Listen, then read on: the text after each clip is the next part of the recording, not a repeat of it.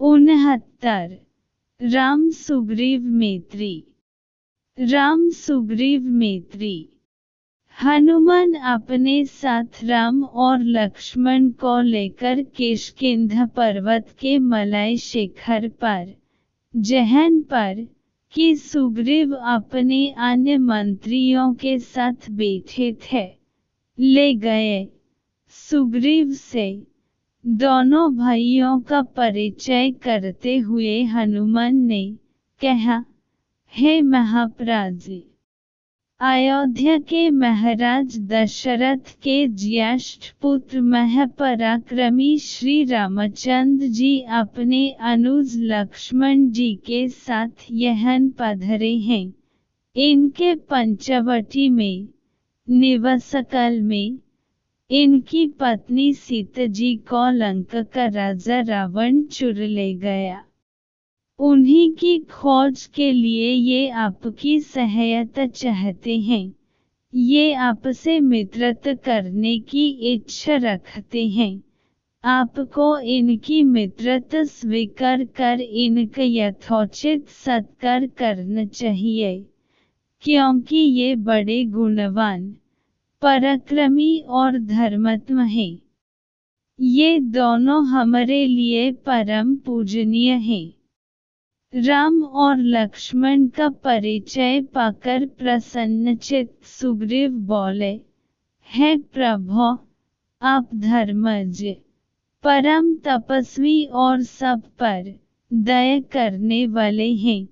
आप नर होकर भी मुझ वानर से मित्रता कर रहे हैं, यह मेरा परम सौभाग्य है। आपकी मित्रता से मुझे ही उत्तम लाभ होगा। मेरा हाथ आपकी मैत्री के लिए फैला हुआ है। आप इसे अपने हाथ में लेकर परस्पर मैत्री का अटूट संबंध बन दें। सुग्रीव के वचन सुनकर राम ने अत्यंत प्रसन्न होकर सुग्रीव के हाथ को अपने हाथ में लिया, फिर प्रेम पूर्वक सुग्रीव को छाती से लग लिया। हनुमान ने भिक्षुरूप त्याग कर अग्नि प्रज्वलित की।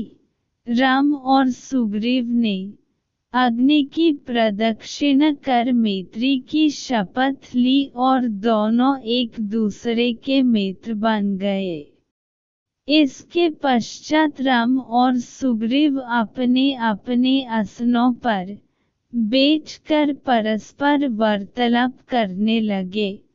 सुग्रीव ने कहा, हे राम, मेरे ज्येष्ठ भ्रातावली ने मुझे घर से निकल कर मेरी पत्नी का अपहरण कर लिया है और मेरा राज्य भी मुझसे छीन लिया है।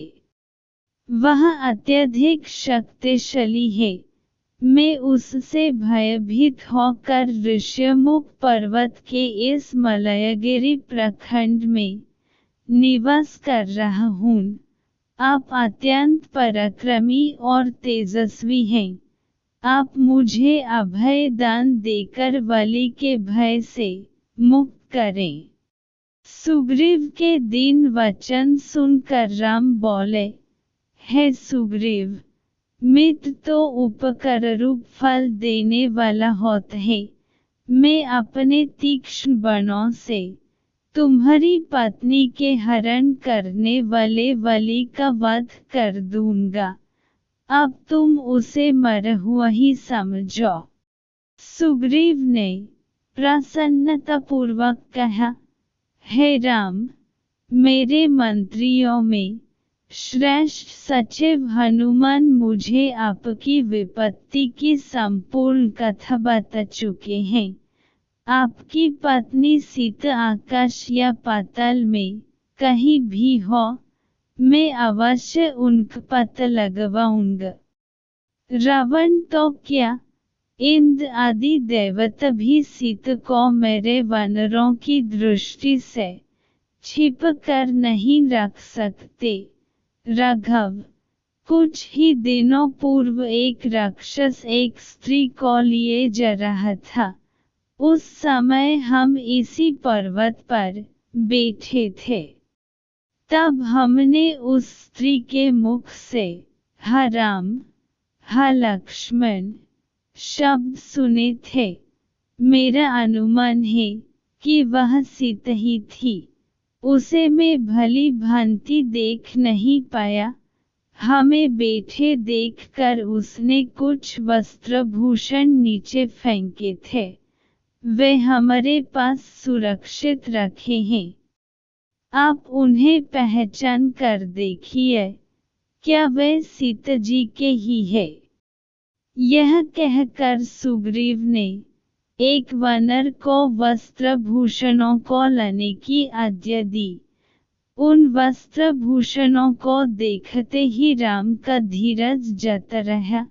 वे नेत्रों से अश्रु बहते हुए शोकविह्वल हो गए और धैर्य छोड़कर पृथ्वी पर गिर पड़े। चैतन्य लौटने पर वे लक्ष्मण से बोले, हे लक्ष्मण, सीता के इन आभूषणों को पहचानो। राक्षस के द्वारा हरे जाने पर सीता ने इन आभूषणों पृथ्वी पर गिर दिया होगा। लक्ष्मण ने कहा, भैया, इन आभूषणों में से न तो मैं हाथों के कंकणों को पहचानता हूँ, न गले के हार को और न ही मस्तक के किसी अन्य आभूषणों को पहचानता हूँ, क्योंकि मैंने आज तक सीता जी के हाथों और मुख की ओर कभी दृष्टि नहीं डाली। हाँ, उनके चरणों की नित्य वंदन करता रहा हूँ, इसलिए इन नूपुरों को अवश्य पहचानता हूँ। ये वास्तव में उन्हीं के हैं।